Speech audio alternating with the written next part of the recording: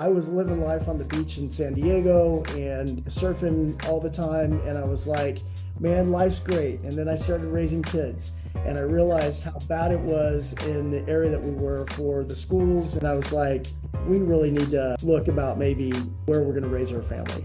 And so I read Money Magazine in 2006, I think, and it said that Fort Collins, Colorado was the #1 city to live in America and to raise a family. And 30 days later, sight unseen, I moved my family out here with my twin brother.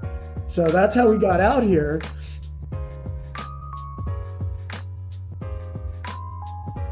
Coming to Colorado, another thing that I think is really awesome is just how active the state is, and it's almost always one of the #1 or #2 in the most healthy states in the United States. But I think that that is one thing that really benefits chiropractic because there are so many patients that gravitate to that wellness alternative lifestyle that chiropractic can help them excel at such a higher level.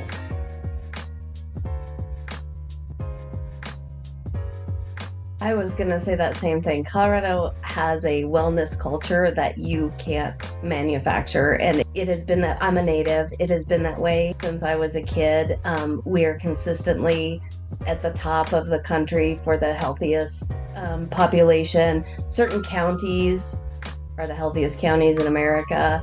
And I would tell a new doctor, do a little research because some counties are different than others. Some cities are different than others. But overall, it's a place where you could practice half a day and then be on a trail or skiing or a community event, a brewery, whatever your interests are. There's so much to do here, but I do feel like as a whole, people in Colorado seek out conservative care and look for chiropractic care before other types of health care. There's a lot of our patients that we are their first choice when it comes to their decisions on healthcare. Very many of our patients.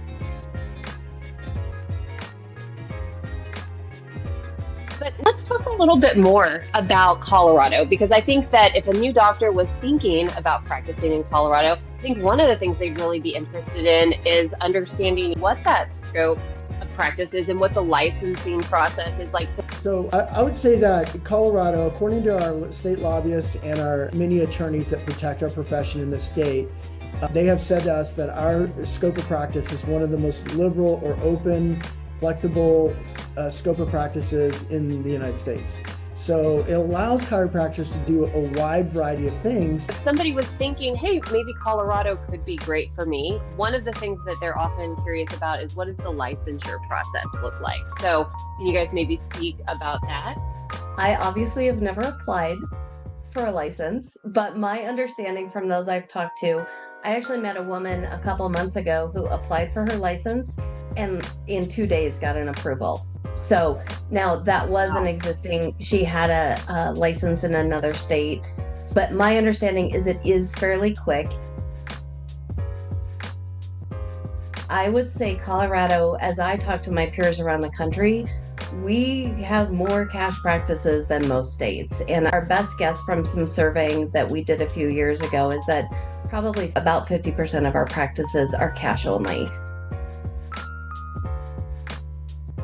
And I will say one of the reasons why there are so many cash practices in Colorado compared to other states is because people are willing to take their own ownership of their healthcare and invest their own dollars into that to make sure that they're getting the outcomes that they want.